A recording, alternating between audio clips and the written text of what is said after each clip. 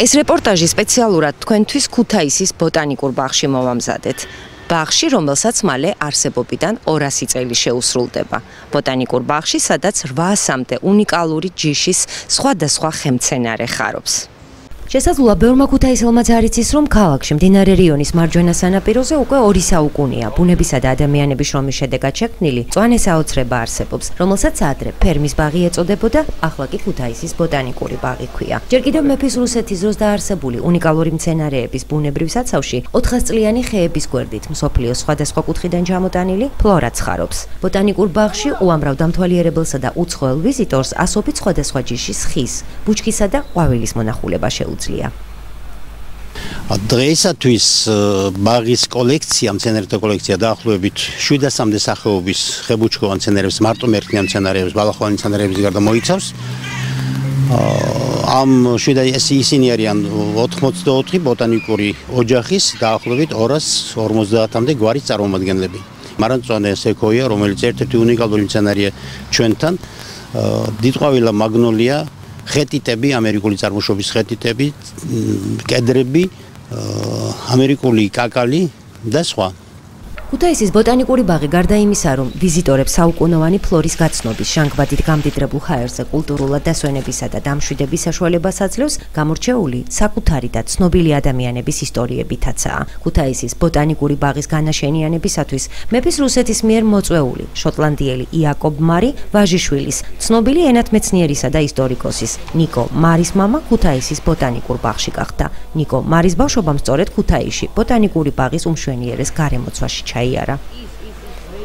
საქართველოს მეფის ნაცვლის ვორონცოვის რეკომენდაციით სურვილით ბაღში მოწვეული იქნა შოტლანდიელი იაკობ მარი. იაკობ მარი გახდა ცნობილი ლინგვისტის, ენათმეცნიერის, ისტორიკოსის ნიკო მარის მამა. ნიკო მარი სწორედ ამ ბაღშია დაბადებული და ჩვენ ამ წელს შევძელით გავგეკეთებინა ნიკო მარის და საერთოდ მარების ცხოვრების ამსახველი მუზეუმი, რომელიც მრავალი წლის ოცნება იყო. რადგან ქალაქის ცენტრში ასეთი საოცრება გვაქვს მისი არსებობისა და ფუნქციონირების შესახებ კი ბევრმა არ იცის, ქუთაისის ბოტანიკური ბაღის მესვეურებმა ბაღის პოპულარიზაციის მიზნით ფოტოკონკურსის ჩატარება გადაწყვიტეს. ფოტოკონკურსში მონაწილეობა შეუზღუდავია და ბაღის შემოდგომის ფერების, ბოტანიკურ ბაღში გატარებული ბედნიერი დღისა და სხვადასხვა თაობების თემაზე გადაღებული ფოტონამუშევრების მიღება 2015 წლის 6 ნოემბრამდეა შესაძლებელი.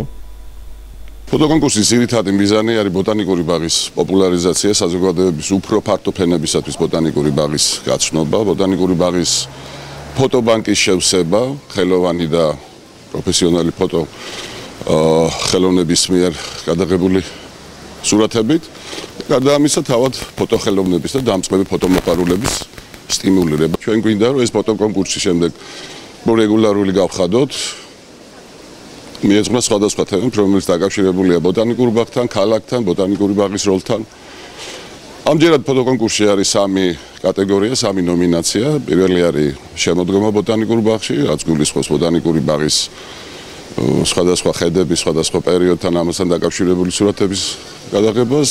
მეორე არის ბედნიერი დღე ბოტანიკურ ბაღში, რაც გულისხმობს სხვადასხვა სახის ღირსშესანიშნავი ღონისძიების ბოტანიკური ბაღის აღნიშვნასთან დაკავშირებულ ფოტოსურათებს და ასევე თაობები ბოტანიკურ ბაღში.